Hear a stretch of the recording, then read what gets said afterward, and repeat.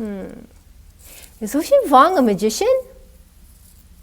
Hi everyone, my name is Grace and I'm a librarian here at McAllen Public Library, and today I'd like to bring you eAudiobook of the Day number 13. And this is another Pride Edition book. Yay! And I had a really hard time trying to describe this book. And I realize I say this every time I read an incredible book because I feel too many things, so many emotions at the same time that I can't encompass them into words.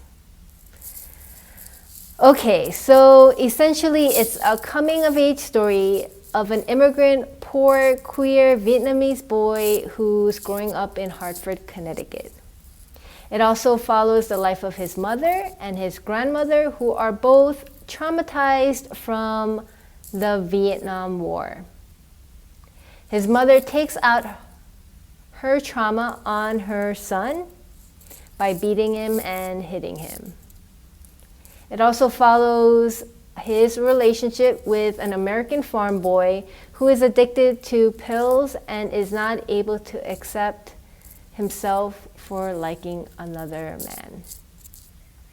It is written in a form of a letter to his mother, who is completely illiterate.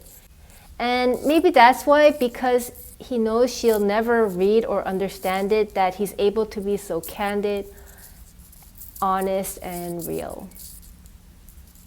Now, I know this sounds incredibly depressing, and yes, reading this made me feel dark, dreary, heavy, and painful.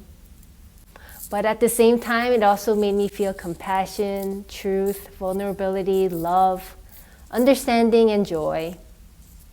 Many times, all at the same time. So is Ocean Vuong a magician? Definitely. The magic is in his writing. Tune in next week for eAudiobook number 14. Thank you so much for watching. Like, comment, subscribe, follow. Bye.